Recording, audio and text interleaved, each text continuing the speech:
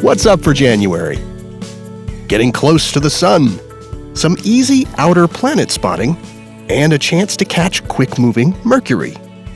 The new year begins with planet Earth at the closest point in its orbit around the sun, called perihelion, on January 2nd. Now, you may have learned in school that Earth orbits a certain distance from the sun and that its orbit is nearly circular. The average distance from Earth to the sun is called an astronomical unit. But since our orbit is not a perfect circle, it means sometimes we're a bit closer to the sun and sometimes farther away. In fact, our distance from the sun varies by around 3 million miles over the course of the year. That's nearly 13 times the distance from Earth to the moon. At perihelion, Earth will be around 91.5 million miles from our local star. And when we're at the farthest point, it's called aphelion.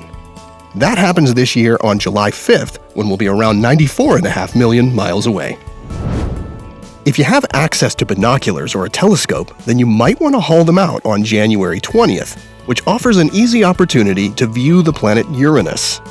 The distant outer planet is too faint for most of us to see with the unaided eye, and it can be tough to locate in the sky without a computer-guided telescope. But on the 20th, Uranus will be located right between the Moon and Mars. That evening, find the crescent moon and the red planet in the couple of hours after it gets dark. Scan your way over from Mars toward the Moon, and you should be able to find the faint bluish disk of Uranus. Along with Neptune, Uranus has only been visited by a single spacecraft so far, that being NASA's Voyager 2 more than 30 years ago.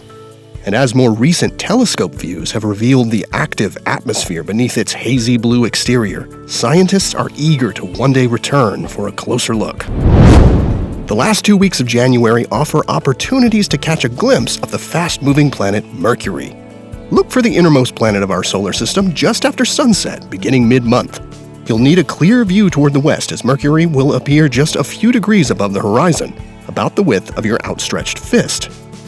This little planet orbits much closer to the sun than Earth, meaning it also goes around the sun much faster, completing its year in about a quarter of the time it takes Earth to go around once.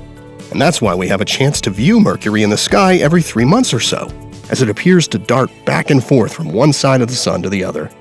But Mercury never gets too far away from the sun from our vantage point, and thus we only see the little planet just before or after the sun rises or sets.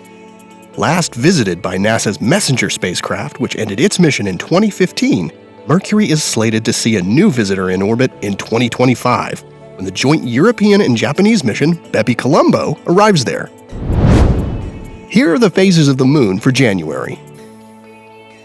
You can catch up on all of NASA's missions to explore the solar system and beyond at nasa.gov. I'm Preston Dykes from NASA's Jet Propulsion Laboratory, and that's what's up for this month.